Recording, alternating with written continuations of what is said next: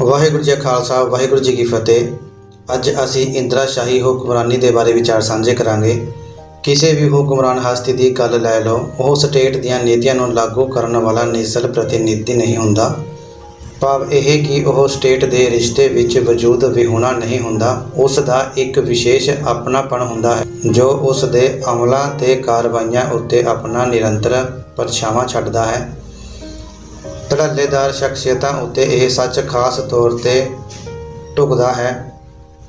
ਉਹ ਮੁੱਲ ਰੂਪ ਵਿੱਚ ਸਟੇਟ ਵੱਲੋਂ ਨਿਰਧਾਰਿਤ ਕੀਤੀ ਮਾਰਗ ਸੇਧ ਤੇ ਮਰਿਆਦਾ ਦਾ ਪਾਲਣ ਕਰਦੇ ਹੋਏ ਇੱਕ ਹੱਦ ਤੱਕ ਸਟੇਟ ਦੀਆਂ ਨੀਤੀਆਂ ਅਤੇ ਇਹਨਾਂ ਨੂੰ ਅਮਲੀ ਰੂਪ ਦੇਣ ਦੀ ਕਿਰਿਆ ਉੱਤੇ ਆਪਣੀ ਸ਼ਖਸੀਅਤ ਦੀ ਗੂੜੀ ਛਾਪ ਛੱਡਦੇ ਹਨ। ਇੰਦਰਾ ਗਾਂਧੀ ਵੱਲੋਂ ਨਿਭਾਈ ਗਈ ਰਾਜਸੀ ਭੂਮਿਕਾ ਦਾ ਮੁਲਾਂਕਣ ਇਸ ਦ੍ਰਿਸ਼ਟੀ ਤੋਂ ਹੀ ਕੀਤਾ ਜਾਣਾ ਚਾਹੀਦਾ ਹੈ।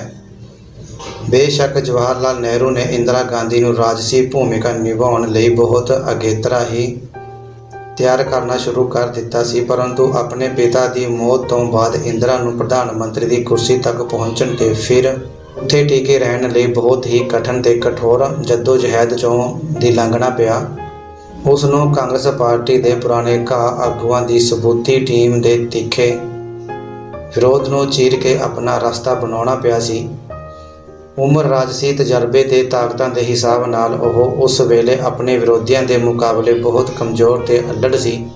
ਇਨ੍ਹਾਂ ਆਰੰਭਕ ਵਰ੍ਹਿਆਂ ਦੌਰਾਨ ਉਸ ਦੇ ਪ੍ਰਮੁੱਖ ਸਕੱਤਰ ਰਹੇ LK ਝਾਅ, ਜਿਸ ਨੇ ਇੰਦਰਾ ਗਾਂਧੀ ਨੂੰ ਸੱਤਾ ਦੇ ਸਿਖਰ ਤੇ ਪਹੁੰਚਣ ਲਈ ਘਮਸਾਨ ਦੀ ਲੜਾਈ ਲੜਦਿਆਂ ਬਹੁਤ ਨੇੜਿਓਂ ਤੱਕਿਆ ਸੀ, ਨੇ ਬਾਅਦ ਵਿੱਚ ਉਸ ਸਮੇਂ ਨੂੰ ਚਿਤਾਰਦਿਆਂ ਲਿਖਿਆ ਹੈ ਕਿ ਇੰਦਰਾ ਗਾਂਧੀ ਨੂੰ ਜਿੰਨੀ ਤਕੜੀ ਚੁਣੌਤੀ ਦਾ ਮੁਕਾਬਲਾ ਕਰਨਾ ਪੈ ਰਿਹਾ ਸੀ, ਉਸ ਅੰਦਰ ਅਜੇ ਇਸ ਦੇ ਪੇਚ ਦਾ ਸਵੈ ਭਰੋਸਾ ਪੈਦਾ ਨਹੀਂ ਸੀ ਹੋਇਆ। ਭਾਵੇਂ ਕਿ ਜ਼ਾਹਰਾ ਤੌਰ ਤੇ ਉਸ ਨੇ ਵਿਰੋਧੀਆਂ ਦੇ ਖਿਲਾਫ ਹਮਲਾਵਰ ਤੇਵਰ ਅਖਤਿਆਰ ਕੀਤਾ ਹੋਇਆ ਸੀ, ਪਰੰਤੂ ਉਸ ਦਾ ਇਹ ਅੰਦਾਜ਼ ਸਵੈ ਭਰੋਸੇ ਚੋਂ ਨਹੀਂ ਸਗੋਂ ਡਰ ਤੇ ਅਸੁਰੱਖਿਆ ਤੋਂ ਨਿਕਲਿਆ ਸੀ। ਕੋਈ ਵਿਅਕਤੀ ਜਦੋਂ ਇਸ ਤਰ੍ਹਾਂ ਦੇ ਡਰ ਤੇ ਅਸੁਰੱਖਿਆ ਦੇ ਭਾਅ ਚੋਂ ਲੜਾਈ ਦਾ ਹਮਲਾਵਰ ਅੰਦਾਜ਼ ਅਪਣਾਉਂਦਾ ਹੈ ਤਾਂ ਉਸ ਨੂੰ ਅਕਸਰ ਹੀ ਝੂਠ ਤੇ ਅਦਾਕਾਰੀ ਦਾ ਆਸਰਾ ਲੈਣਾ ਪੈਂਦਾ ਹੈ। ਇਸ ਦ੍ਰਿਸ਼ਟੀ ਤੋਂ ਦੇਖਿਆ ਇੰਦਰਾ ਗਾਂਧੀ ਨੇ ਵਿਰੋਧੀਆਂ ਨਾਲ ਆਪਣੇ ਪਲੇਠੇ ਰਾਜਸੀ ਦੰਗਲ ਦੌਰਾਨ ਹੀ ਰਾਜਸੀ ਚਤੁਰਪੁਣੇ ਅਤੇ ਅਦਾਕਾਰੀ ਦੇ ਜ਼ਰੂਰੀ ਦਾਅ ਸਿੱਖ ਲਏ ਸਨ।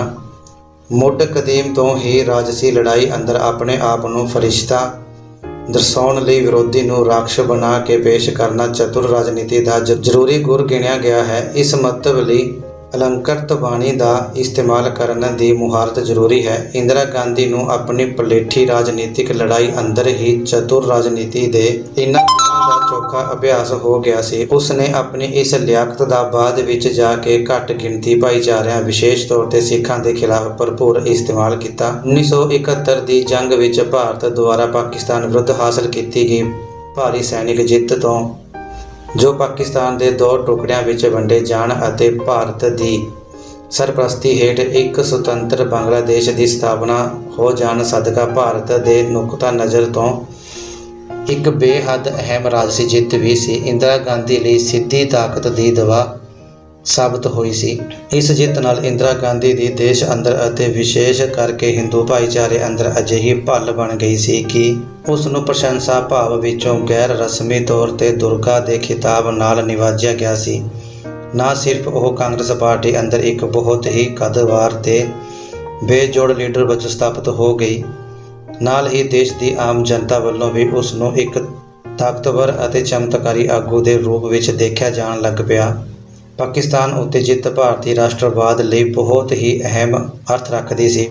ਭਾਰਤ ਦੇ ਹਿੰਦੂ ਵਰਗ ਨੇ ਇਸ ਜਿੱਤ ਦੇ ਜ਼ਰੀਏ ਆਪਣੇ ਅਵਲ ਦੁਸ਼ਮਣ ਦੇ ਖਿਲਾਫ ਚਿਰਾਂ ਪੁਰਾਣੀ ਘਰੋੜ ਕੱਚ ਲੈਣ ਦਾ ਸੁਖਦ ਅਹਿਸਾਸ ਮਹਿਸੂਸ ਕੀਤਾ ਸੀ। ਇਸ ਜਿੱਤ ਦੇ ਸਰੂਰ ਨਾਲ ਉਸ ਦੀ ਯੁੱਗਾਂ ਪੁਰਾਣੀ ਨਮੋਸ਼ੀ ਗਰੂਰ ਵਿੱਚ ਬਦਲ ਗਈ ਸੀ, ਜਿਸ ਦੇ ਸਿੱਟੇ ਵਜੋਂ ਦੇਸ਼ ਅੰਦਰ ਹਿੰਦੂ ਸਾਵਣਵਾਦ ਦੀ ਭਾਵਨਾ ਨੂੰ ਭਾਰੀ ਬਲ ਮਿਲਿਆ। ਪਾਕਿਸਤਾਨ ਉੱਤੇ ਜਿੱਤ ਨੂੰ ਹਿੰਦੂ ਸ਼ਕਤੀ ਦੀ ਚੜ੍ਹਤਲ ਤੇ ਵਿਜੇ ਦਾ ਪ੍ਰਤੀਕ ਮੰਨਿਆ ਗਿਆ।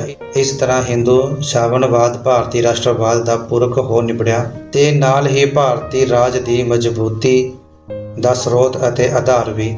ਸਿੱਖਾਂ ਦਾ ਇਸ ਜਿੱਤ ਵਿੱਚ ਵੱਡਾ ਭਾਰੀ ਯੋਗਦਾਨ ਸੀ। ਪੂਰਬੀ ਫਰੰਟ ਤੇ ਲੜੀ ਗਈ ਇਸ ਲੜਾਈ ਦਾ ਪ੍ਰਮੁੱਖ ਸੰਚਾਲਕ ਇੱਕ ਸਿੱਖ ਜਰਨੈਲ ਸੀ ਜੋ ਇਸ ਜੰਗ ਦਾ ਨਾਇਕ ਬਣ ਕੇ ਉੱਭਰਿਆ। ਭਾਰਤੀ ਸੈਨਿਕ ਦਲਾਂ ਦੁਆਰਾ ਪੂਰਬੀ ਪਾਕਿਸਤਾਨ ਦੇ ਖੇਤਰ ਵਿੱਚ ਦਾਖਲ ਹੋ ਕੇ ਪਾਕਿਸਤਾਨੀ ਫੌਜ ਦੇ ਖਿਲਾਫ ਬੰਗਾਲੀ ਲੋਕਾਂ ਦੇ ਭੇਸ ਵਿੱਚ ਲੜੀ ਗਈ ਲੁਕਵੀਂ ਛਾਪਾਮਾਰ ਜੰਗ ਦਾ ਪ੍ਰਮੁੱਖ ਸੰਚਾਲਕ ਵੀ ਇੱਕ ਸਿੱਖ ਜਰਨੈਲ ਮੇਜਰ ਜਨਰਲ ਸੁਬੇਗ ਸਿੰਘ ਹੀ ਸੀ। ਇਸ ਤੋਂ ਇਲਾਵਾ ਵੀ ਭਾਰਤੀ ਫੌਜ ਦੇ ਸੀਮਾ ਸੁਰੱਖਿਆ ਬਲਾਂ ਅੰਦਰ ਸਿੱਖ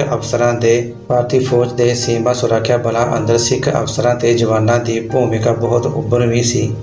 ਸਿੱਖ ਭਾਈਚਾਰੇ ਵੱਲੋਂ ਪਾਕਿਸਤਾਨ ਉੱਤੇ ਹਮਲਾ ਕੀਤੀ ਗਈ ਇਸ ਜਿੱਤ ਉੱਤੇ ਬਰਾਬਰ ਖੁਸ਼ੀਆਂ ਪ੍ਰਗਟਾਉਣੀਆਂ ਅਤੇ ਇਸ ਜਿੱਤ ਵਿੱਚ ਸਿੱਖਾਂ ਦੀ ਭੂਮਿਕਾ ਉੱਤੇ ਉਚੇਚਾ ਫਖਰ ਮਹਿਸੂਸ ਕਰਨਾ ਇਸ ਤੱਥ ਵੱਲ ਇਸ਼ਾਰਾ ਕਰਦਾ ਹੈ ਕਿ ਸਿੱਖ ਭਾਈਚਾਰਾ ਵਿਚਾਰਧਾਰਕ, ਸਮਾਜਿਕ, ਸੱਭਿਆਚਾਰਕ ਤੇ ਭਾਵਨਾਤਮਿਕ ਪੱਧਰ ਤੇ ਹਿੰਦੂ ਵਰਗ ਨਾਲ ਕਿਸ ਕਦਰ ਘਿਓ ਖਿਚੜੀ ਹੋ ਚੁੱਕਾ ਹੋਇਆ ਸੀ। ਉਸ ਵਕਤ ਸਿੱਖਾਂ ਨੂੰ ਇਸ ਗੱਲ ਦਾ ਚਿੱਤ ਚੇਤਾ ਵੀ ਨਹੀਂ ਸੀ ਕਿ ਉਹਨਾਂ ਦੀ ਬਦੌਲਤ ਪਾਕਿਸਤਾਨ ਉੱਤੇ ਹਾਸਲ ਹੋਈ ਜਿੱਤ ਨੇ ਭਾਰਤੀ ਰਾਸ਼ਟਰਵਾਦ ਲਈ ਤਾਕਤ ਦੀ ਦਵਾ ਦਾ ਕੰਮ ਕੀਤਾ ਸੀ। ਥੋੜ੍ਹੇ ਸਾਲਾਂ ਬਾਅਦ ਉਸੇ ਹੀ ਦਵਾ ਨੇ ਸਿੱਖਾਂ ਵਿਰੁੱਧ ਜ਼ਹਿਰ ਬਣ ਕੇ ਵਰਤਿਆ ਜਾਣਾ ਸੀ। ਉਸ ਮੌਕੇ ਕੋਈ ਸਿੱਖ ਇਸ ਗੱਲ ਦੀ ਕਲਪਨਾ ਵੀ ਨਹੀਂ ਸੀ ਕਰ ਸਕਦਾ ਕਿ ਹੋਰ 10 ਸਾਲਾਂ ਬਾਅਦ ਇਸ ਜਿੱਤ ਦੇ ਨਾਇਕ ਨੂੰ ਸ਼ੰਭੂ ਦੇ ਬਾਰਡਰ ਉੱਤੇ ਸ਼ਰੇਆਮ ਜਲੀਲ ਕੀਤਾ ਜਾਵੇਗਾ। ਨਵੰਬਰ 1984 ਵਿੱਚ ਉਹਨਾਂ ਨੂੰ ਦੇਸ਼ ਦੀ ਰਾਜਧਾਨੀ ਵਿੱਚ ਆਪਣੇ ਹਿੰਦੂ ਮਿੱਤਰਾਂ ਦੇ ਘਰਾਂ ਵਿੱਚ ਛੁਪ ਕੇ ਜਾਨਾਂ ਬਚਾਉਣੀਆਂ ਪੈਣਗੀਆਂ। ਰਾਸ਼ਟਰਵਾਦ ਦੇ ਜਜ਼ਬੇ ਦਾ ਇੱਕ ਅਟਲ ਨਤੀਜਾ ਇਹ ਨਿਕਲਦਾ ਹੈ ਕਿ ਇਸ ਨਾਲ ਲੋਕਾਂ ਅੰਦਰ ਆਗੂ ਵਿਸ਼ੇਸ਼ ਪ੍ਰਤੀ ਸ਼ਰਧਾ ਤੇ ਵਫਾਦਾਰੀ ਦੀਆਂ ਭਾਵਨਾਵਾਂ ਵਿੱਚ ਬੇਹਿਸਾਬਾ ਵਾਧਾ ਹੋ ਜਾਂਦਾ ਹੈ। ਮੈਕਸ ਵੈਬਰ ਦੇ ਵਿਚਾਰ ਅਨੁਸਾਰ ਲੋਕਾਂ ਦੀ ਅਥਾਹ ਸ਼ਰਧਾ ਦਾ ਕੇਂਦਰ ਬਿੰਦੂ ਬਣਿਆ ਆਗੂ ਵਿਸ਼ੇਸ਼ ਸੰਬੰਧਿਤ ਸਮਾਜ ਅੰਦਰ ਜਿਸਮਾਨੀ ਤਾਕਤ ਦੀ ਪ੍ਰਵਾਨਸ਼ੁਦਾ ਵਰਤੋਂ ਉੱਤੇ ਆਪਣੀ ਅਜਾਰੇਦਾਰੀ ਸਥਾਪਿਤ ਕਰ ਲੈਂਦਾ ਹੈ। ਕਹਿਣ ਦਾ ਭਾਵ ਇਹ ਕਿ ਰਾਸ਼ਟਰਵਾਦ ਦੀ ਚੜ੍ਹਤ ਦੇ ਨਾਲ ਸ਼ਖਸੀ ਪੂਜਾ ਦੇ ਰੁਝਾਨ ਦੇ ਜ਼ੋਰ ਫੜ ਜਾਣ ਦੀ ਬਦੌਲਤ ਸੱਤਾ ਦੇ ਸ਼ਖਸੀਕਰਨ ਤੇ ਅਕਸਰ ਹੀ ਇਸ ਦੇ ਫਸ਼ੀਕਰਨ ਦਾ ਵੀ ਰਾਹ ਪੱਧਰਾ ਹੋ ਜਾਂਦਾ ਹੈ। ਇਸ ਦੀ ਫੇਟ ਸਭ ਨਾਲੋਂ ਵੱਧ ਉਹਨਾਂ ਘੱਟ ਗਿਣਤੀ ਭਾਈਚਾਰਿਆਂ ਨੂੰ ਝੱਲਣੀ ਪੈਂਦੀ ਹੈ। ਰਾਜ ਅਤੇ ਬਹੁਗਿਣਤੀ ਭਾਈਚਾਰੇ ਦੀਆਂ ਨਜ਼ਰਾਂ ਵਿੱਚ ਜਿਨ੍ਹਾਂ ਨੂੰ ਗੈਰ ਅਧਿਕਾਰੀ ਸਮਝਿਆ ਜਾਂਦਾ ਹੈ, ਅਰਥਾਤ ਉਹ ਵਰਗ ਜਿਨ੍ਹਾਂ ਉੱਤੇ ਜਾਂ ਤਾਂ ਸੌਖ ਨਾਲ ਹੀ ਗੈਰ ਹੋਣ ਦਾ ਦੋਸ਼ ਥੱਪਿਆ ਜਾ ਸਕਦਾ ਹੋਵੇ ਅਤੇ ਜਾਂ ਉਹਨਾਂ ਦੇ ਦਾਅਵਿਆਂ, ਮੰਗਾਂ ਤੇ ਸਰਗਰਮੀਆਂ ਨੂੰ ਰਾਸ਼ਟਰਵਾਦ ਲਈ ਹਾਨੀਕਾਰਕ ਦਰਸਾਇਆ ਜਾ ਸਕਦਾ ਹੋਵੇ। ਇਸ ਤੋਂ ਇਲਾਵਾ ਅਲੱਗ-ਅਲੱਗ ਮੌਕਿਆਂ ਤੇ ਅਲੱਗ-ਅਲੱਗ ਕਾਰਨਾਂ ਕਰਕੇ ਬਹੁਗਿਣਤੀ ਭਾਈਚਾਰੇ ਦੇ ਕੁਝ ਹਿੱਸੇ ਵੀ ਇਸ ਫਾਸੀਵਾਦ ਦੀ ਮਾਰ ਹੇਠ ਆ ਜਾਂਦੇ ਹਨ। ਜਦ ਕੋਈ ਆਗੂ ਵਿਸ਼ੇਸ਼ ਇਸ ਤਰ੍ਹਾਂ ਦਾ ਰੁਤਬਾ ਹਾਸਲ ਕਰ ਲੈਂਦਾ ਹੈ ਤਾਂ ਸੁਭਾਵਿਕ ਤੌਰ ਤੇ ਹੀ ਉਹ ਆਪਣੇ ਆਪ ਨੂੰ ਦੂਸਰਿਆਂ ਨਾਲੋਂ ਵੱਖਰਾ ਤੇ ਉੱਤਮ ਸਮਝਣ ਲੱਗ ਪੈਂਦਾ ਹੈ। ਅਜਿਹੀ ਭਾਵਨਾ ਉਸ ਦੇ ਆਪਣੇ ਸਾਥੀਆਂ ਨਾਲ ਰਿਸ਼ਤੇ ਤੇ ਵਰਤਾਓ ਉੱਤੇ ਆਪਣੀ ਛਾਇਆ ਪਾਉਣੀ ਸ਼ੁਰੂ ਕਰ ਦਿੰਦੀ ਹੈ। ਇਹ ਰਿਸ਼ਤਾ ਦੁਵੱਲੇ ਸਤਿਕਾਰ ਤੇ ਬਰਾਬਰੀ ਦਾ ਨਾ ਰਹਿ ਕੇ ਇੱਕ ਤਰਫੀ ਸ਼ਰਧਾ ਤੇ ਵਫਾਦਾਰੀ ਦੀ ਮੰਗ ਕਰਨ ਲੱਗ ਪੈਂਦਾ ਹੈ। ਇਸ ਨਾਲ ਜਮਹੂਰੀ ਸਪਰਿਟ ਨੁਕਸਾਨੀ ਜਾਂਦੀ ਹੈ ਅਤੇ ਪਾਰਟੀ ਤੇ ਰਾਜ ਦੇ ਮਾਮਲਿਆਂ ਵਿੱਚ ਇੱਕ ਪੁਰਖਾਸ਼ਾਹੀ ਦਾ ਦਸਤੂਰ ਪ੍ਰਚਲਿਤ ਹੋ ਜਾਂਦਾ ਹੈ। ਇੰਦਰਾ ਗਾਂਧੀ ਦੇ ਮਾਮਲੇ 'ਚ ਠੀਕ ਇਹੋ ਗੱਲ ਵਾਪਰੀ। 1971 ਦੀ ਜਿੱਤ ਦੇ ਨਾਲ ਹੀ ਕਾਂਗਰਸ ਪਾਰਟੀ ਦੇ ਅੰਦਰ ਸਮੂਹਿਕ ਲੀਡਰਸ਼ਿਪ ਤੇ ਅੰਦਰੂਨੀ ਜਮਹੂਰੀਅਤ ਦਾ ਭੋਗ ਪੈ ਗਿਆ ਸੀ। ਇਸ ਦੀ ਜਗ੍ਹਾ ਇੱਕ ਸਰਵ ਪ੍ਰਵਾਨਿਤ ਆਗੂ ਨੇ ਲੈ ਲਈ ਸੀ। ਇੰਦਰਾ ਗਾਂਧੀ ਦੇ ਅਤ ਨਿਕਟਵਰਤੀ ਅਤੇ ਵਿਦੇਸ਼ ਮੰਤਰੀ ਦੇ ਅਹੁਦੇ ਤੇ ਰਹੇ ਨੇਸ਼ ਸਿੰਘ, ਜਿਸ ਨੂੰ ਇਸ ਬਦਲੇ ਹੋਏ ਦਸਤੂਰ ਦਾ ਬਹੁਤ ਹੀ ਕੌੜਾ ਸਵਾਦ ਚਖਣਾ ਪਿਆ। ਇੰਦਰਾ ਗਾਂਧੀ ਦੀ ਆਪਣੇ ਨਾਲ ਦੇ ਸਾਥੀਆਂ ਪ੍ਰਤੀ ਪਹੁੰਚ ਤੇ ਰਵੱਈਏ ਅੰਦਰ ਆਈ ਇਹ ਨਾਪੱਖੀ ਤਬਦੀਲੀ ਬਾਰੇ ਇਕਬਾਲ ਕਰਦੇ ਹੋਏ ਲਿਖਦੇ ਹਨ ਕਿ ਉਸ ਨੇ ਅਜਿਹੀ ਪਦਵੀ ਹਾਸਲ ਕਰ ਲਈ ਸੀ ਜਿਸ ਨਾਲ ਉਸ ਨੂੰ ਇਸ ਤਰ੍ਹਾਂ ਜਾਪਣ ਲੱਗ ਪਿਆ ਸੀ ਕਿ ਆਪਣੇ ਮੰਤਰੀ ਮੰਡਲ ਦੇ ਸਾਥੀਆਂ ਨਾਲ ਉਸ ਦਾ ਰਿਸ਼ਤਾ ਤਕਰੀਬਨ ਮਾਲਕ ਤੇ ਗੁਲਾਮ ਵਾਲਾ ਹੋਣਾ ਚਾਹੀਦਾ ਹੈ। ਇੰਦਰਾ ਗਾਂਧੀ ਦੀ ਕਾਰਜਸ਼ੈਲੀ ਵਿੱਚ ਆਈ ਇਸ ਨਾਮੁਖੀ ਤਬਦੀਲੀ ਨੇ ਕਾਂਗਰਸ ਪਾਰਟੀ ਦੇ ਢਾਂਚੇ, ਕਾਰ ਵਿਹਾਰ ਤੇ ਸੱਭਿਆਚਾਰ ਅੰਦਰ ਵੱਡੀ ਨਿਗਾਰਮੁਖੀ ਰੱਦੋ-ਬਦਲ ਦਾ ਮੁੱਢ ਬੰਨ੍ਹ ਦਿੱਤਾ, ਜਿਸ ਦੇ ਅਸਰ ਦੇਸ਼ ਦੇ ਸਮੁੱਚੇ ਜੀਵਨ ਉੱਤੇ ਪ੍ਰਗਟ ਹੋਏ। 1930ਵਿਆਂ ਤੋਂ ਹੀ ਕਾਂਗਰਸ ਪਾਰਟੀ ਅੰਦਰ ਮਜ਼ਬੂਤ ਕੇਂਦਰੀ ਕਮਾਨ ਅਤੇ ਨਿਸਬਤਨ ਆਜ਼ਾਦ ਸੂਬਾਈ ਲੀਡਰਸ਼ਿਪ ਵਿਚਕਾਰ ਇੱਕ ਸੂਖਮ ਸੰਤੁਲਨ ਬਣਿਆ ਆ ਰਿਹਾ ਸੀ। ਪਾਰਟੀ ਦੇ ਸੂਬਾਈ ਲੀਡਰਾਂ ਦੀ ਕਾਫੀ ਹੱਦ ਤੱਕ ਆਪਣੀ ਆਜ਼ਾਦ ਹਸਤੀ ਤੇ ਚੋਖਾ ਸਮਾਜਿਕ ਆਧਾਰ ਤੇ ਅਸਰ ਰਸੂਖ ਹੋਇਆ ਕਰਦਾ ਸੀ। ਉਹਨਾਂ ਦੇ ਆਪਣੇ ਬਕਾਇਦਾ ਵੋਟ ਬੈਂਕ ਹੁੰਦੇ ਸਨ, ਜਿਨ੍ਹਾਂ ਦੇ ਸਿਰ ਤੇ ਉਹਨਾਂ ਦੀ ਪਾਰਟੀ ਅੰਦਰ ਹੈਸੀਅਤ ਤੇ ਪੁੱਗਤ ਨਿਰਧਾਰਿਤ ਹੁੰਦੀ ਸੀ। ਇੰਦਰਾ ਗਾਂਧੀ ਨੇ ਇਹ ਦਸਤੂਰ ਪੂਰੀ ਤਰ੍ਹਾਂ ਖਤਮ ਕਰ ਦਿੱਤਾ। ਪਾਰਟੀ ਅੰਦਰ ਆਪਣੀ ਵਾਹਦ ਇਜਾਰੇਦਾਰੀ ਸਥਾਪਿਤ ਕਰਨ ਲਈ ਉਸ ਨੇ ਇਸ ਗੱਲ ਦਾ ਖਾਸ ਧਿਆਨ ਰੱਖਣਾ ਸ਼ੁਰੂ ਕਰ ਦਿੱਤਾ ਸੀ ਕਿ ਕਾਂਗਰਸ ਪਾਰਟੀ ਦਾ ਕੋਈ ਵੀ ਹੋਰ ਸੂਬਾਈ ਜਾਂ ਕੇਂਦਰੀ ਪੱਧਰ ਦਾ ਆਗੂ ਆਪਣੀ ਆਜ਼ਾਦਾਨਾ ਤਾਕਤ ਤੇ ਹਸਤੀ ਨਾ ਉਸਾਰ ਪਾਏ। ਲੋਕਾਂ ਅੰਦਰ ਮਕਬੂਲ ਤੇ ਮਜ਼ਬੂਤ ਆਗੂ ਦੀ ਜਗ੍ਹਾ ਉਸ ਨੇ ਉਸ ਪ੍ਰਤੀ ਨਿੱਜੀ ਵਫਾਦਾਰੀ ਰੱਖਣ ਵਾਲੇ ਸੱਤਾ ਦੇ ਦਲਾਲਾਂ ਤੇ ਨਿਰਭਰ ਕਰਨ ਦੀ ਨਵੀਂ ਰਾਜਨੀਤਿਕ ਪ੍ਰਥਾ ਸ਼ੁਰੂ ਕਰ ਦਿੱਤੀ। ਇਹ ਗੱਲ ਯਕੀਨੀ ਬਣਾਉਣ ਲਈ ਕਿ ਪਾਰਟੀ ਦੇ ਅੰਦਰ ਕਿਸੇ ਵੀ ਪੱਧਰ ਤੇ ਅਤੇ ਕਿਸੇ ਵੀ ਸ਼ਕਲ ਦੇ ਵਿੱਚ ਸੱਤਾ ਦਾ ਕੋਈ ਸ਼ਰੀਕ ਕੇਂਦਰ ਨਾ ਉੱਭਰ ਪਾਏ, ਉਸ ਨੇ ਰਾਜਾਂ ਅੰਦਰ ਸੁਚੇਤ ਪੱਧਰ ਤੇ ਨਿਦਾਣੇ ਤੇ ਘਰੇਲੂ ਨੌਕਰ ਬਿਰਤੀ ਵਾਲੇ ਆਗੂ ਉਭਾਰਨੇ ਤੇ ਪਾਲਣੇ ਸ਼ੁਰੂ ਕਰ ਦਿੱਤੇ ਅਤੇ ਅਜਿਹੇ ਕੰਗਰੋੜ ਰਹਿਤ ਆਗੂਆਂ ਨੂੰ ਹੀ ਮੁੱਖ ਮੰਤਰੀ ਸਾਜਣ ਦੀ ਸੁਚੇਤ ਨੀਤੀ ਅਮਲ ਵਿੱਚ ਲਿਆਂਦੀ ਜਾਣ ਲੱਗ ਪਈ। ਗਿਆਨੀ ਜੈਲ ਸਿੰਘ ਤੇ ਦਰਬਾਰਾ ਸਿੰਘ ਆਪਣੀ ਇਸੇ ਲਿਆਕਤ ਦੇ ਆਸਰੇ ਹੀ ਉੱਚੀਆਂ ਪਦਵੀਆਂ ਤੇ ਪਹੁੰਚੇ ਸਨ। ਜਿਨੇ ਆਪ ਮੱਤੇ ਢੰਗ ਨਾਲ ਇਹਨਾਂ ਮੁੱਖ ਮੰਤਰੀਆਂ ਦੀਆਂ ਨਿਯੁਕਤੀਆਂ ਕੀਤੀਆਂ ਜਾਂਦੀਆਂ ਸਨ, ਉਨੇ ਹੀ ਆਪ ਹੁਦਰੇ ਢੰਗ ਨਾਲ ਉਹਨਾਂ ਦੀ ਛਾਂਟੀ ਕਰ ਦਿੱਤੀ ਜਾਂਦੀ ਸੀ। ਇਹਨਾਂ ਮੁੱਖ ਮੰਤਰੀਆਂ ਦੀ ਕਿਊਜ ਆਪਣੀ ਕੋਈ ਔਕਾਤ ਨਹੀਂ ਸੀ ਹੁੰਦੀ, ਇਸ ਕਰਕੇ ਉਹਨਾਂ ਨੂੰ ਜਦੋਂ ਜੀਅ ਕਰਦਾ ਕੱਚੇ ਸਰਕਾਰੀ ਮੁਲਾਜ਼ਮਾਂ ਵਾਂਗੂ ਬਰਖਾਸਤ ਕਰ ਦਿੱਤਾ ਜਾਂਦਾ ਸੀ। ਇਸ ਮਾਮਲੇ ਵਿੱਚ ਸਭ ਨਾਲੋਂ ਸਿਰੇ ਦੀ ਉਦਾਹਰਨ ਆਂਧਰਾ ਪ੍ਰਦੇਸ਼ ਵਿੱਚ ਸਾਹਮਣੇ ਆਈ। ਜਦੋਂ 1980 ਵਿੱਚ ਦੁਬਾਰਾ ਸੱਤਾ ਗ੍ਰਹਿਣ ਕਰਨ ਤੋਂ ਬਾਅਦ ਇੰਦਰਾ ਗਾਂਧੀ ਨੇ ਪਹਿਲੇ 2 ਸਾਲਾਂ ਵਿੱਚ ਹੀ ਆਂਧਰਾ ਪ੍ਰਦੇਸ਼ ਦੇ ਲੋਕਾਂ ਉੱਤੇ ਉੱਪਰੋਂ ਥੱਲੀ ਆਪਣੀ ਪਸੰਦ ਦੇ 4 ਮੁੱਖ ਮੰਤਰੀ ਥੋਪੇ। ਇੰਨੀ ਤੇਜ਼ੀ ਤੇ ਬੇਕਿਰਕੀ ਨਾਲ ਤਾਂ ਸਕੂਲਾਂ ਦੇ ਹੈਡਮਾਸਟਰ ਵੀ ਨਹੀਂ ਬਦਲੇ ਜਾਂਦੇ। ਇਸੇ ਹੀ ਬਿਰਤੀ ਦੇ ਅਧੀਨ ਕੇਂਦਰ ਸਰਕਾਰ ਵਿੱਚ ਵੀ ਅਹਿਮ ਮਹਿਕਮੇ ਕਮਜ਼ੋਰ ਵਿਅਕਤੀਆਂ ਨੂੰ ਸੌਂਪਣ ਦੀ ਰੀਤ ਦਾ ਬਕਾਇਦਗੀ ਨਾਲ ਪਾਲਣ ਕੀਤਾ ਗਿਆ। ਗ੍ਰਹਿ ਮੰਤਰੀ ਦਾ ਸਭ ਨਾਲੋਂ ਅਹਿਮ ਤੇ ਨਾਜ਼ੁਕ ਅਹੁਦਾ ਤਾਂ ਖਾਸ ਤੌਰ ਤੇ ਹੀ ਸਿਰੇ ਦੇ ਕਮਜ਼ੋਰ ਤੇ ਪੁੱਜ ਕੇ ਵਫਾਦਾਰ ਵਿਅਕਤੀਆਂ ਲਈ ਰਖਵਾ ਕਰ ਦਿੱਤਾ ਗਿਆ ਸੀ। ਇਸ ਤਰ੍ਹਾਂ ਮੰਤਰੀ ਮੰਡਲ ਸਿਰਫ ਨਾਮ ਦਾ ਹੀ ਰਹਿ ਗਿਆ ਸੀ। ਸਾਰੇ ਅਹਿਮ ਫੈਸਲੇ ਪ੍ਰਧਾਨ ਮੰਤਰੀ ਵੱਲੋਂ ਆਪ ਮੱਤੇ ਢੰਗ ਨਾਲ ਕੀਤੇ ਜਾਣੇ ਸ਼ੁਰੂ ਹੋ ਗਏ ਸਨ। ਅਜਿਹੇ ਅਮਲੀ ਤੌਰ ਤੇ ਪ੍ਰਧਾਨ ਮੰਤਰੀ ਦਾ ਦਫ਼ਤਰ ਹੀ ਸੱਤਾ ਦਾ ਅਸਲੀ ਤੇ ਇਕਲੌਤਾ ਕੇਂਦਰ ਬਣ ਗਿਆ ਸੀ। ਕਾਂਗਰਸ ਪਾਰਟੀ ਦੀ ਇਹ ਦੁਰਦਸ਼ਾ ਦੇਸ਼ ਨੂੰ ਇੱਕ ਗੰਭੀਰ ਸੰਕਟ ਦੀ ਹਾਲਤ ਵਿੱਚ ਧੱਕਣ ਦਾ ਇੱਕ ਅਹਿਮ ਕਾਰਨ ਬਣ ਗਿਆ ਸੀ, ਕਿਉਂਕਿ ਜਦ ਪਾਰਟੀ ਅੰਦਰ ਜਮਹੂਰੀਅਤ ਦੇ ਜਵਾਬ ਦੇ ਦਾ ਝੰਜਟ ਹੀ ਖਤਮ ਹੋ ਗਿਆ ਅਤੇ ਰਾਣੀ ਨੂੰ ਅੱਗਾ ਢੱਕਣ ਲਈ ਕਹਿਣ ਦੀ ਹਿੰਮਤ ਜਟਾਉਣ ਵਾਲਾ ਹੀ ਕੋਈ ਨਾ ਰਿਹਾ, ਤਾਂ ਤਾਕਤ ਦੇ ਨਸ਼ੇ ਤੇ ਘੁਮੰਡ ਵਿੱਚ ਮਦਹੋਸ਼ ਰਾਣੀ ਨੇ ਦੇਸ਼ ਨੂੰ ਦਰਪੇਸ਼ ਵੱਡੇ ਗੁੰਝਲਦਾਰ ਮਸਲਿਆਂ ਨੂੰ ਆਪਣੀ ਹੀ ਮਤ ਮਰਜ਼ੀ ਤੇ ਤਬੀਅਤ ਮੁਤਾਬਕ ਨਜਿੱਠਣਾ ਸ਼ੁਰੂ ਕਰ ਦਿੱਤਾ, ਜਿਸ ਦੇ ਨਤੀਜੇ ਬਹੁਤ ਭਿਆਨਕ ਤੇ ਤਬਾਹਕੁਨ ਹੋ ਨਿਬੜੇ। ਇਸ ਨੇ ਦੇਸ਼ ਦੇ ਰਾਜਸੀ ਤੰਤਰ ਦਾ ਢਾਂਚਾ ਤੇ ਹੁਲੀਆ ਹੀ ਵਿਗਾੜ ਕੇ ਰੱਖ ਦਿੱਤਾ। ਜੇਕਰ ਭਾਰਤੀ ਸੰਵਿਧਾਨ ਦੇ 1950 ਵਾਲੇ ਮੂਲ ਰੂਪ ਨੂੰ ਲਿਆ ਜਾਵੇ ਤਾਂ ਇਹ ਦੇਸ਼ ਦੇ ਅਲੱਗ-ਅਲੱਗ ਭੂਖੰਡਾਂ ਤੇ ਸਮਾਜੀ ਵਰਗਾਂ ਦੀ ਨੁਮਾਇੰਦਗੀ ਕਰਦੇ ਕੁਲੀਨ ਵਰਗਾਂ ਵਿਚਕਾਰ ਸੱਤਾ ਦੀ ਸਾਂਝ ਤੇ ਹਿੱਸੇਦਾਰੀ ਦਾ ਚੋਖਾ ਆਧਾਰ ਤੇ ਸਾਮਾ ਮੁਹੱਈਆ ਕਰਦਾ ਸੀ। ਭਾਵੇਂ ਕਿ ਭਾਰਤ ਦੇ ਹੁਕਮਰਾਨ ਵਰਗ ਅੰਦਰ ਇਸ ਦੇ ਆਰਥਿਕ ਸਮਾਜੀ ਹਿੱਤਾਂ ਨਾਲ ਟਕਰਾਉਂਦੀ ਵਿਚਾਰਧਾਰਾ ਵਾਲੀਆਂ ਤਾਕਤਾਂ ਨੂੰ ਸੱਤਾ ਤੋਂ ਦੂਰ ਰੱਖਣ ਦੀ ਬਿਰਤੀ ਸ਼ੁਰੂ ਤੋਂ ਹੀ ਹਾਵੀ ਰਹੀ ਹੈ।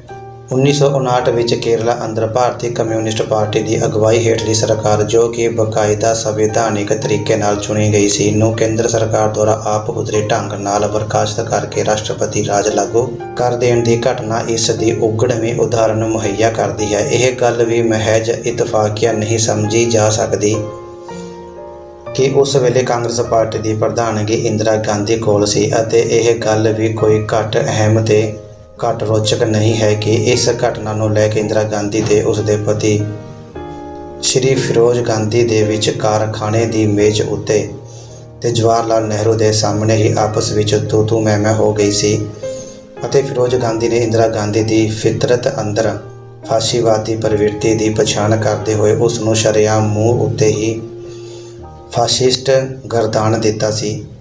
ਪਰੰਤੂ ਫਿਰ ਵੀ ਭਾਰਤ ਦੇ ਕੁਲੀਨ ਵਰਗਾਂ ਵਿੱਚ ਰਲ ਮਿਲ ਕੇ ਰਾਜ ਕਰਨ ਦੀ ਇੱਕ ਮੋਟੀ ਠੁੱਲੀ ਆਮ ਸਹਿਮਤੀ ਸਾਫ਼ ਨਜ਼ਰ ਪੈਂਦੀ ਸੀ।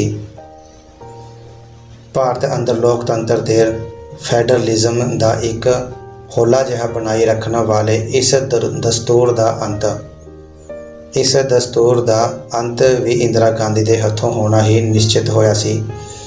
ਧੱਕੜ ਬਿਰਤੀ ਵਾਲੇ ਵਿਅਕਤੀਆਂ ਅੰਦਰ ਵਿਰੋਧ ਜਾਂ ਮੁਕਾਬਲੇ ਨੂੰ ਸਹਿਣ ਕਰ ਸਕਣ ਦੀ ਉਦਾਰਤਾ ਨਹੀਂ ਹੁੰਦੀ।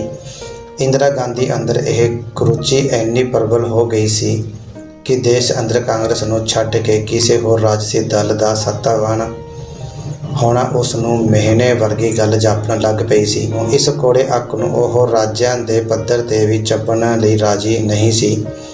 ਰਾਜਾਂ ਅੰਦਰ ਆਪਣੀ ਨਾਪਸੰਦੀ ਦੀਆਂ ਸਰਕਾਰਾਂ ਤੋਂ ਛੁਟਕਾਰਾ ਪਾਉਣ ਲਈ ਉਸ ਵੱਲੋਂ ਸੰਵਿਧਾਨ ਦੀ ਧਾਰਾ 356 ਦੀ ਕੀਤੀ ਗਈ ਬੇਦਰੇਗ ਵਰਤੋਂ 'ਚੋਂ ਉਸ ਦੀ ਇਹ ਅਸ਼ਲੀਲ ਪ੍ਰਵਿਰਤੀ ਸਾਫ਼ ਜ਼ਾਹਰ ਹੋ ਜਾਂਦੀ ਹੈ। 1950 ਤੋਂ ਲੈ ਕੇ 1966 ਤੱਕ 16 ਸਾਲ ਦੇ ਅਰਸੇ ਦੌਰਾਨ ਕੇਂਦਰ ਸਰਕਾਰ ਦੁਆਰਾ ਰਾਜਾਂ ਅੰਦਰ ਕੁੱਲ ਮਿਲਾ ਕੇ 10 ਮੌਕਿਆਂ 'ਤੇ ਰਾਸ਼ਟਰਪਤੀ ਰਾਜ ਲਾਗੂ ਕੀਤਾ ਗਿਆ। ਪਰੰਤੂ 1966 ਵਿੱਚ ਇੰਦਰਾ ਗਾਂਧੀ ਦੇ ਸੱਤਾ ਵਿੱਚ ਆਉਣ ਤੋਂ ਲੈ ਕੇ 1984 ਵਿੱਚ ਉਸ ਦੀ ਮੌਤ ਹੋ ਜਾਣ ਤੱਕ 18 ਵਰ੍ਹਿਆਂ ਦੇ ਅਰਸੇ ਦੌਰਾਨ 50 ਤੋਂ ਵੀ ਵੱਧ ਮੌਕਿਆਂ 'ਤੇ ਕੇਂਦਰ ਸਰਕਾਰ ਵੱਲੋਂ ਰਾਜ ਸਰਕਾਰਾਂ ਉੱਤੇ ਧਾਰਾ 356 ਦਾ ਕੁਹਾੜਾ ਚਲਾਇਆ ਗਿਆ। ਇਸ ਮਾਮਲੇ ਵਿੱਚ ਨੋਟ ਕਰਨ ਵਾਲੀ ਅਹਿਮ ਗੱਲ ਇਹ ਹੈ ਕਿ ਇੰਦਰਾ ਗਾਂਧੀ ਦੇ ਰਾਜਸੀ ਦ੍ਰਿਸ਼ ਤੋਂ ਅਲੋਪ ਹੋ ਜਾਣ ਦੇ ਬਾਅਦ ਵੀ ਭਾਰਤੀ ਕੌਮ ਦੀ ਉਸਾਰੀ ਦੇ ਕਾਜ ਨਾਲ ਪ੍ਰਤੀਬੱਧ ਕਿਸੇ ਵੀ ਰਾਜਸੀ ਦਲ ਨੇ ਸੰਵਿਧਾਨ ਦੀ ਫੈਡਰਲ ਆਤਮਾ ਦਾ ਗਲ ਘੁੱਟਣ ਵਾਲੀ ਇਸ ਨਹਿਸ਼ ਧਾਰਾ ਦਾ ਸੰਵਿਧਾਨਿਕ ਤਰਮੀਮ ਦੇ ਜ਼ਰੀਏ ਗਲ ਘੁੱਟ ਦੇਣ ਦੀ ਹਾਮੀ ਨਹੀਂ ਭਰੀ, ਜਿਸ ਨਾਲ ਇਹ ਧਾਰਾ ਹੋਰ ਵੀ ਪੁਸ਼ਟ ਹੋ ਜਾਂਦੀ ਹੈ ਕਿ ਭਾਰਤ ਅੰਦਰ ਇੱਕ ਇਕਹਿਰੀ ਕੌਮ ਦੀ ਉਸਾਰੀ ਦਾ ਸੰਕਲਪ ਆਪਣੇ ਮੂਲ ਸੁਭਾਅ ਪੱਖੋਂ ਹੀ ਫੈਡਰਲਿਜ਼ਮ ਦੇ ਸਿਧਾਂਤ ਦਾ ਦੋਖੀ ਹੈ। ਇਸ ਕਰਕੇ ਭਾਰਤ ਦਾ ਕੋਈ ਵੀ ਰਾਜਸੀ ਦਲ ਜੇਕਰ ਇੱਕੋ ਸਾਂਝੀ ਭਾਰਤੀ ਕੌਮ ਦੇ ਸੰਕਲਪ ਵਿੱਚ ਆਪਣੀ ਸ਼ਰਧਾ ਪ੍ਰਗਟਾਉਂਦਾ ਹੈ ਤਾਂ ਉਸ ਦੁਆਰਾ ਫੈਡਰਲਿਜ਼ਮ ਦੇ ਸਿਧਾਂਤ ਵਿੱਚ ਪ੍ਰਗਟਾਈ ਸ਼ਰਧਾ ਝੂਠੀ ਹੈ ਤੇ ਬੇਮਤਲਬ ਵੀ। ਇਸ ਮਾਮਲੇ ਵਿੱਚ ਖੱਬੇ ਪੱਖੀ ਪਾਰਟੀਆਂ ਦਾ ਸਮੁੱਚਾ ਰਾਜਸੀ ਆਚਾਰ ਵਿਹਾਰ ਇਸ ਗੱਲ ਦੀ ਪੁਖਤਾ ਉਦਾਹਰਨ ਮੁਹੱਈਆ ਕਰਦਾ ਹੈ। ਹਰ ਰਾਜਸੀ ਦੁਰਾਚਾਰ ਦੇ ਪਿੱਛੇ ਹੁਕਮਰਾਨ ਹਸਤੀ ਦੀਆਂ ਨਿੱਜੀਗਤ ਭਾਵਨਾਵਾਂ ਦੇ ਨਾਲੋਂ ਨਾਲ ਕੋਈ ਭੈੜਾ ਰਾਜਨੀਤਿਕ ਉਦੇਸ਼ ਕੰਮ ਕਰ ਰਿਹਾ ਹੁੰਦਾ ਹੈ, ਜਿਸ ਕਰਕੇ ਸਮੱਸਿਆ ਦਾ ਅਸਲ ਕਾਰਨ ਉਹ ਉਦੇਸ਼ ਹੁੰਦਾ ਹੈ ਜੋ ਕਰਤਾ ਨੂੰ ਅਜਿਹੇ ਦੁਰਾਚਾਰ ਲਈ ਉਤੇਜਿਤ ਜਾਂ ਪ੍ਰੇਰਿਤ ਕਰਦਾ ਹੈ। ਬਾਕੀ ਰਹਿੰਦੇ ਵਿਚਾਰ ਸੰਗਤ ਦੇ ਨਾਲ ਫਿਰ ਸਾਂਝੇ ਕਰਾਂਗੇ। ਭੁੱਲ ਚੁੱਕ ਮਾਫ਼ ਕਰਨੀ, ਫਤਿਹ ਪ੍ਰਵਾਨ ਕਰਨੀ। ਵਾਹਿਗੁਰੂ ਜੀ ਕਾ ਖਾਲਸਾ, ਵਾਹਿਗੁਰੂ ਜੀ ਕੀ ਫਤਿਹ।